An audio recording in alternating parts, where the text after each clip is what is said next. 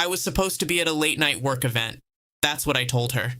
But my instincts pulled me home early. Something in the pit of my stomach said I shouldn't have left that night. When I stepped through the front door, I immediately sensed something was wrong. The lights were dim, soft music playing. Too soft.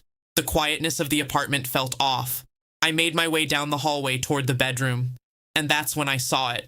Her and him, my wife, my coworker, in the middle of the act. For a moment, time froze. My heart hammered. I didn't yell. I didn't rush forward. I just stood there, quiet, letting the reality sink in. They didn't notice me yet. They thought they were alone. And then it hit me. This was my opportunity, not to rage, not to break things, not to humiliate myself, but to take control, to turn their betrayal into undeniable proof. I pulled out my phone, silently recording, not in anger, but as evidence. Every word, every movement, every attempt at justification would be saved. She froze as soon as she realized I had seen them. The confidence on her face crumbled instantly. The man she thought was clever enough to hide his actions from me now turned pale. What are you doing? She stammered. Recording, I said, calm. Because someday, the truth matters more than excuses. Her mouth opened and closed, words failing her. I didn't scream. I didn't threaten. I simply walked toward the hallway, letting the sound of the phone click into recording mode fill the space. I made sure their shame was caught, not for public humiliation, but for accountability. After I left the room, I took a step back. I realized something crucial. This was the moment I could reclaim control over a situation that had been stolen from me.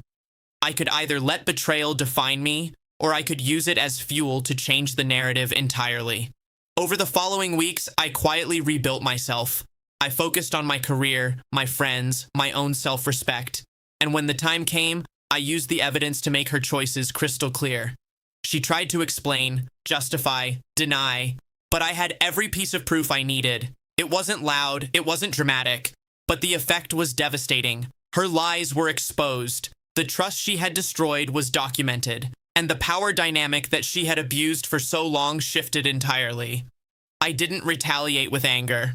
I didn't humiliate her in front of friends. I simply reclaimed my life, my dignity, and my peace of mind.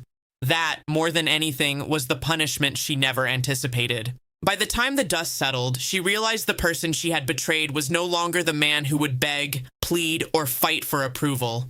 I had vanished from her control, but I had also risen in a way she couldn't undo. Betrayal has a power all its own, but patience, calm strategy, and reclaiming your own life is the ultimate revenge.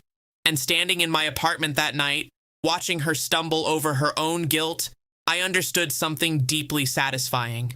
Sometimes, the most effective instant reaction isn't violence or anger. It's quiet, deliberate, and irreversible.